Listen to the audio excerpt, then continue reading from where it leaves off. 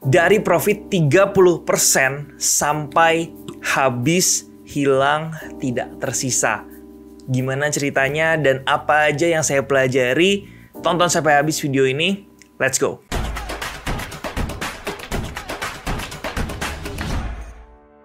Di XM, selain bisa dapat profit dari trading, kamu juga bisa mendapatkan $35 hanya dengan mengundang temanmu. Semakin banyak yang diundang, semakin banyak yang didapat. Trading di XM dan ajak temanmu sekarang juga. Halo Smart Trader, balik lagi sama gue Andi Senjaya. Di video kali ini ada sebuah segmen baru yang coba untuk gue create. Jadi judul dari segmen ini adalah Jejak Trading.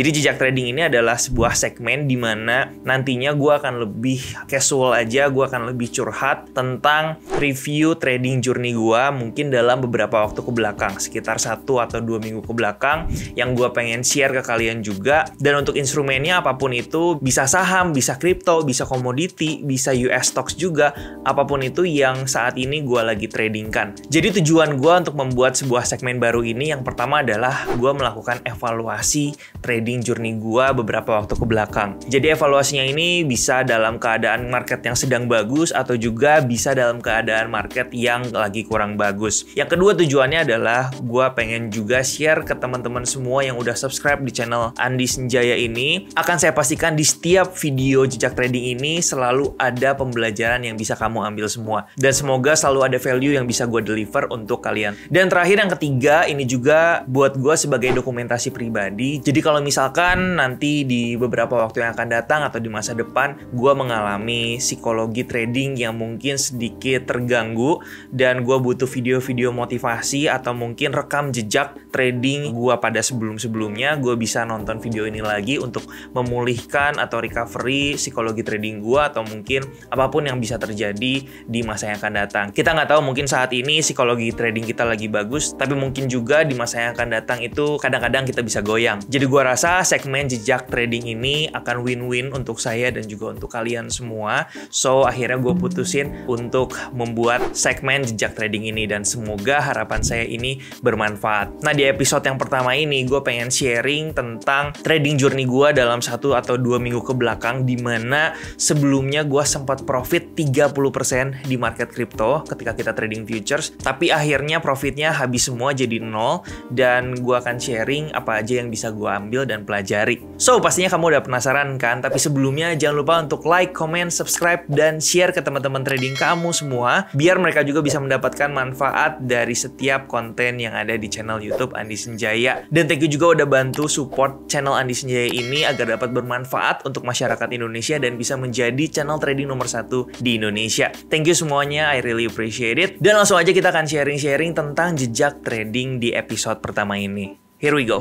Oke guys, jadi sesuai dengan judul video kali ini, yaitu saya sebelumnya sempat trading dan mendapatkan floating profit sekitar 30%-an. Gue lupa exactly-nya gue dapat berapa persen, tapi kalau gue ada screenshotannya, gue lupa waktu itu gue sempat screenshot atau enggak. Gue akan kasih screenshotannya di sini. Jadi waktu itu kondisinya lagi floating profit lumayan besar, tapi seperti yang kalian tahu, tiba-tiba marketnya itu berbalik arah, kemudian turunnya juga sangat signifikan. Jadi yang awalnya profit gue itu 30%, kemudian sempat turun, dan kemudian gue cek setiap posisi dari koin-koin kripto yang gue tradingkan, itu ternyata dari sisi volume dan price actionnya juga kurang bagus. Akhirnya gue close all, dan waktu itu gue masih sempat secure profit di bawah 10%-an. Mungkin sebentar lagi gue akan review menggunakan chart juga, tapi yang pasti waktu itu profit gue akhirnya paling cuma dapat sekitar 7-8%, dan kemudian sampai saat ini karena marketnya masih belum menarik dan gue ada sempat beberapa kali coba untuk trading, dan akhirnya kena juga beberapa kali stop loss dan marketnya juga lagi kurang bagus saat ini. Jadi yang awalnya sempat floating profit 30% itu bisa dibilang hilang semua. Dan kita akan coba review waktu itu kondisinya seperti apa dan sekarang seperti apa, serta strategi gue ke depannya seperti apa. Nah sebelum kita kembali ke monitor, ada beberapa pesan-pesan dari sponsor kita untuk video hari ini. Let's check it out. Thank you buat Ledger yang sudah sponsorin video kita kali ini. Jadi di tangan saya saat ini ada sebuah benda yang namanya Ledger. Ledger adalah sebuah hardware wallet yang berfungsi untuk menyimpan aset kripto yang kita miliki dengan aman. Di sini, Ledger yang saya miliki adalah Ledger Nano X dan bentuknya kurang lebih seperti USB. Ledger menciptakan solusi yang memungkinkan kita untuk mengamankan sendiri aset kripto yang kita miliki. Hard wallet yang digabungkan dengan aplikasi Ledger Live adalah cara terbaik untuk mengamankan aset kripto kita. Kamu akan memiliki private key yang tidak akan dapat diakses oleh siapapun kecuali kamu. Berbeda dengan kita menyimpan aset kripto di sebuah exchange yang keamanan asetnya bergantung pada eksistensi daripada exchange tersebut. Di samping itu, kita juga memiliki kebebasan untuk mengelola sendiri semua aset yang kita miliki. Dengan Ledger, beli, jual, kelola, menukar kripto, dan mendapatkan interest tanpa perlu khawatir keamanan koin kamu. So I think you should have one, apalagi untuk kamu yang serius invest di aset kripto. Dapatkan sekarang juga, kamu bisa cek link pembelian di deskripsi di bawah. Let's continue our video. Let's go. Oke guys, sekarang kita sudah kembali ke monitor. Jadi ini adalah sebuah chart dari Ethereum USDT. Kita akan buka dulu time frame daily-nya. Jadi kalau kita lihat waktu itu gue sempat trading juga di Ethereum ini. Ketika gue trading itu, gue trading ketika dia breakout di sini. Alasannya simple banget, ketika dia breakout, di sini ada sebuah pola koreksi dan kita lihat dari sisi trennya juga jelas banget di sini sedang bullish atau naik ke atas. Dan waktu itu untungnya kita sudah sempat take profit setengah. Jadi ketika kita sudah take profit setengah, setengahnya lagi gue selalu letting the profit run karena target gue untuk ETH sendiri ketika marketnya masih bullish seperti itu seharusnya masih bisa all time high. Jadi gue masih sisain setengah untuk let the profits run. Tapi tiba-tiba kalau kita lihat waktu itu marketnya luar biasa turun ke bawah, secara volume juga besar penurunannya. Di sini ya kalau kita lihat ada candlestick bearish dan juga dia sudah breakdown daripada support yang ada di sini. Nah, gue waktu itu masih kasih beberapa waktu karena di sini ada area demand. Jadi gue mau lihat apakah di box putih di sini dia berhasil rebound atau enggak.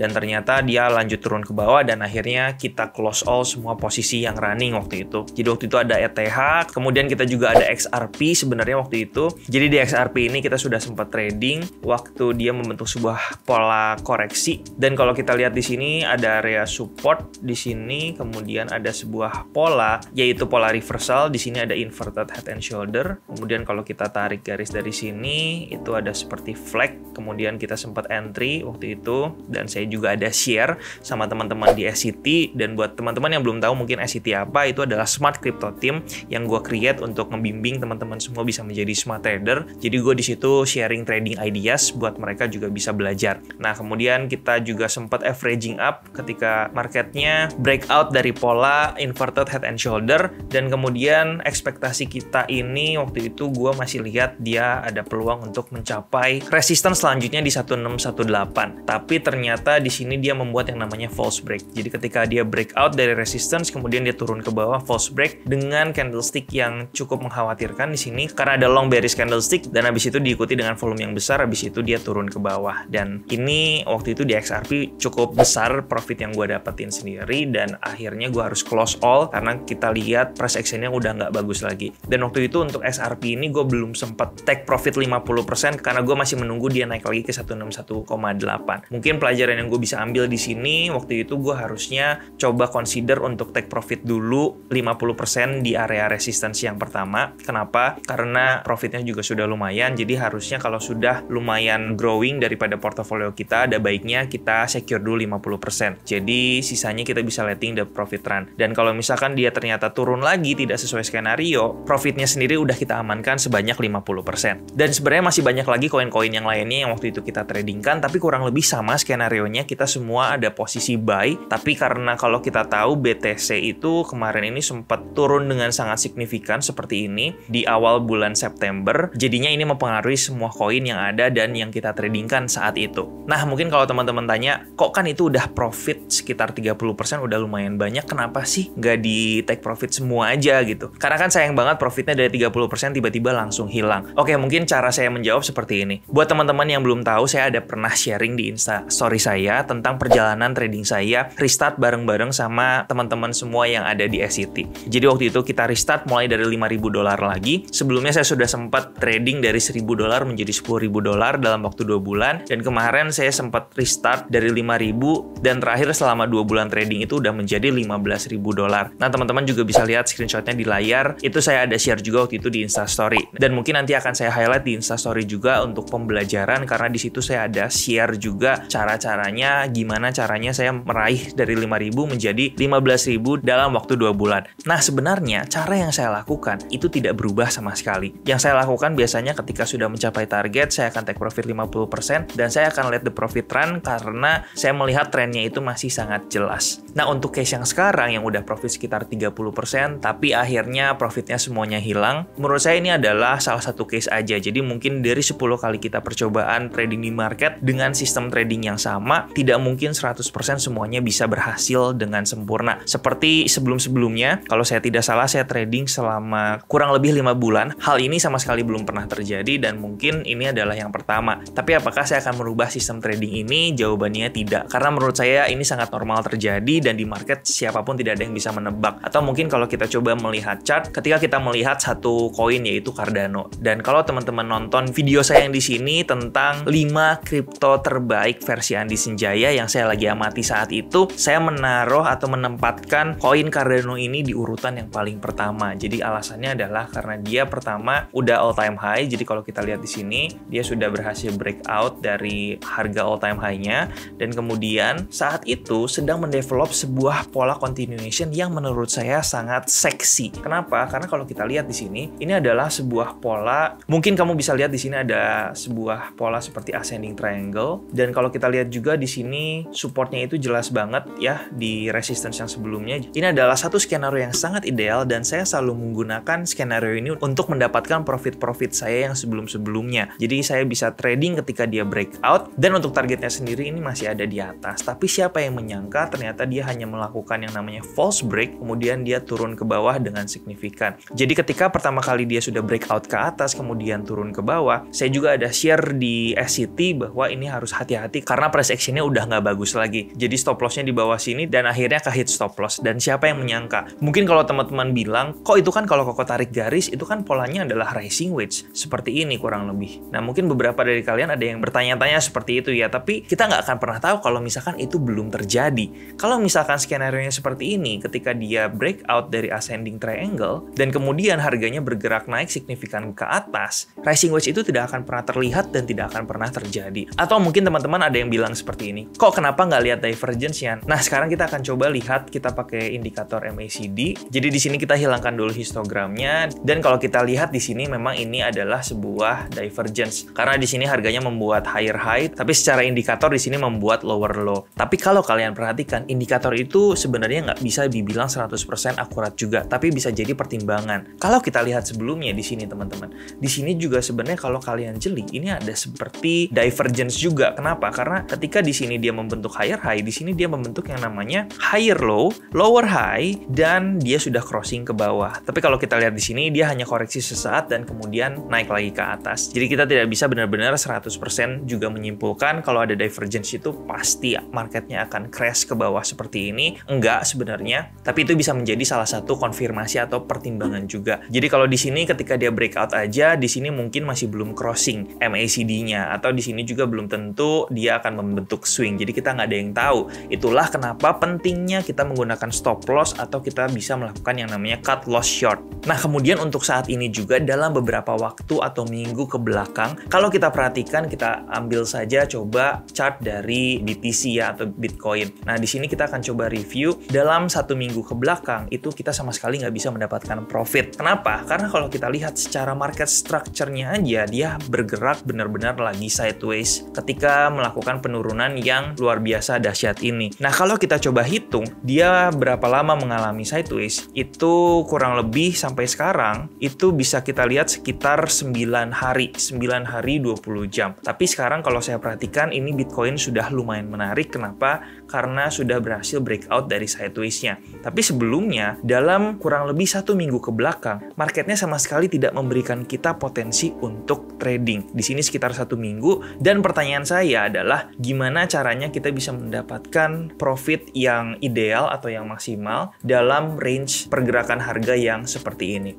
Nah, kalau kita tahu harganya sedang seperti ini, itu simply saya melakukan yang namanya defensive strategi. Jadi saya tidak akan trading terlalu banyak karena memang marketnya pun tidak mendukung. Walaupun saya melihat koin-koin lain juga masih trending cukup baik, tapi karena Bitcoin-nya sideways dan koin-koin yang lain cenderung sideways, sehingga koin-koin yang masih bergerak uptrend pun ketika dia breakout resistance ke atas cenderung akan melakukan yang namanya false break. Saya ada share juga ke member-member SCT bahwa saat ini kita akan cenderung defensif terlebih dahulu sampai melihat atau menunggu konfirmasi yang jelas atau tren yang jelas daripada Bitcoin atau koin-koin yang lainnya. Jadi simply saat ini kita nggak lagi banyak trading. Menurut saya sebagai seorang trader yang smart, kita harus tahu kapan kita harus agresif dan kapan kita harus defensif. Nah, ketika saya mendapatkan floating profit 30%, disitulah saya sedang agresif. Kenapa? Karena saya melihat trennya sangat jelas dan banyak opportunity di dalamnya. Tapi ketika kita tidak mendapatkan opportunity apapun dan marketnya sedang sideways seperti ini, kita harus melakukan yang namanya defensive strategi. Untuk apa? Untuk menjaga modal kita. Jangan sampai kita terlalu banyak trading dan ketika marketnya lagi bagus, lagi jelas, lagi clear, modal kita habis kemakan loss dan ketika kita trading menjadi tidak maksimal lagi ketika marketnya jelas. Nah, ketika profit saya hilang 30%, di situ masih sebagai floating profit. Artinya modalnya masih tetap terjaga. Dan buat saya kehilangan profit itu sangat wajar dan kita nggak perlu sesali. It's better untuk kehilangan floating profit daripada harus kehilangan modal kita. Yang penting di sini adalah mengamankan modal kita untuk mendapatkan opportunity yang lebih jelas nanti selanjutnya ketika marketnya kembali jelas lagi. Dan kalau kita lihat juga di sini memang secara historical data Bitcoin ini pergerakannya di bulan Maret khususnya dan bulan September itu memang mostly dia sering mengalami koreksi yang cukup signifikan. Kalau kita lihat di bulan Maret ini marketnya dari 10 tahun ke belakang berdasarkan data itu 8 dari 10 kali dia mengalami koreksi atau penurunan. Dan September juga sama, di sini juga 7 dari 10 mengalami koreksi atau penurunan. Jadi strategi saya ke depannya selama bulan September mungkin akan jauh cenderung lebih konservatif dan defensif aja sambil sabar dan tetap sabar menunggu konfirmasi trennya kembali bullish. Buat saya it's okay apabila profit kita mungkin saat ini 30% hilang begitu aja, tapi kita bisa menjaga modal kita agar nanti di bulan Oktober, November, Desember yang mostly marketnya itu akan rally, kita akan bisa mendapatkan profit kita kembali. Jadi yang perlu disampaikan di sini trading kita bukan cuma untuk hari ini aja atau targetnya untuk bulan depan aja kita harus profit 100%, nggak seperti itu. Tapi trading itu seharusnya dan selayaknya itu dilakukan seumur hidup. Selama market buka, di situ selalu ada peluang dan disitulah time frame kita untuk menumbuhkan portofolio trading saya. Anyway, kalau teman-teman lihat profit saya yang sebelumnya itu sudah mencapai 15.000 dan sekarang kondisi modal saya itu di bawah 10.000, itu karena modalnya atau profitnya saya ambil setengahnya sekitar 5.000 untuk saya tradingkan juga di spot market atau untuk saya ambil sebagai reward saya pribadi dan sisa dari profitnya itu akan saya compound. Jadi mungkin saat ini balance-nya di bawah 10.000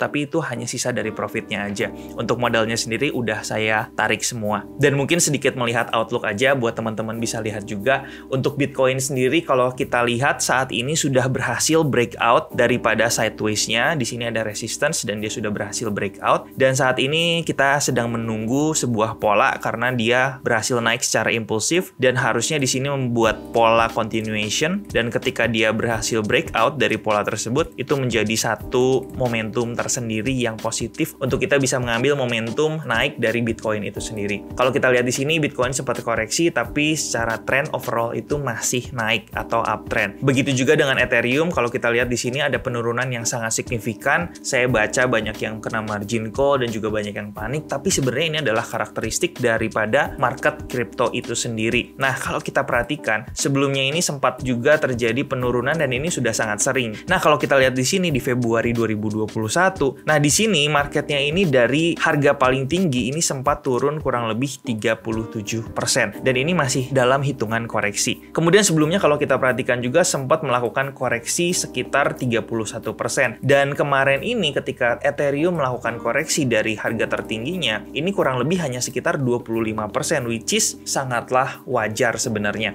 Karena memang karakteristik dari market crypto itu volatilitasnya sangat tinggi sekali. Dan berdasarkan pengamatan saya atau research saya, ketika marketnya itu terkoreksi sangat signifikan, dia sangat jarang sekali membentuk yang namanya lower low. Di sini tidak ada lower low. Di sini mungkin market membentuk lower low, tapi di sini sifatnya hanyalah false break. Dan di sini juga sama, ketika dia membentuk penurunan, di sini marketnya gagal untuk membentuk lower low. Jadi saya ada share juga sama teman-teman di SCT bahwa ketika dia melakukan penurunan di sini, mostly dia tidak akan membentuk lower low. Apalagi di sini kita lihat ada demand area atau ada base area yang kuat sebagai area supportnya sendiri. Jadi strateginya kemarin ini ketika dia melakukan penurunan, saya ada sedikit akumulasi di spot market, tapi untuk di futures marketnya saya masih stay untuk melihat dan menunggu momentum itu kembali jelas. Oke, mungkin segitu aja video kali ini. Sorry kalau misalkan kepanjangan, tapi semoga video jejak trading episode pertama ini bisa bermanfaat untuk teman-teman semua. Dan gue pengen tahu gimana menurut kalian video jejak trading ini. Boleh ya gue minta feedbacknya di kolom komen di bawah. Jangan lupa untuk like, comment, share, subscribe video ini apabila video ini menurut kalian bermanfaat. Kita akan ketemu di video selanjutnya. Jangan lupa di sebelah sini dan sebelah sini ada video lain seputar trading yang bisa kalian pelajari juga ilmunya di sana. Akhir kata, thank you very much for watching. Jangan lupa bersyukur hari ini. Nama saya Andi Senjaya, be a smart trader. Salam cuan.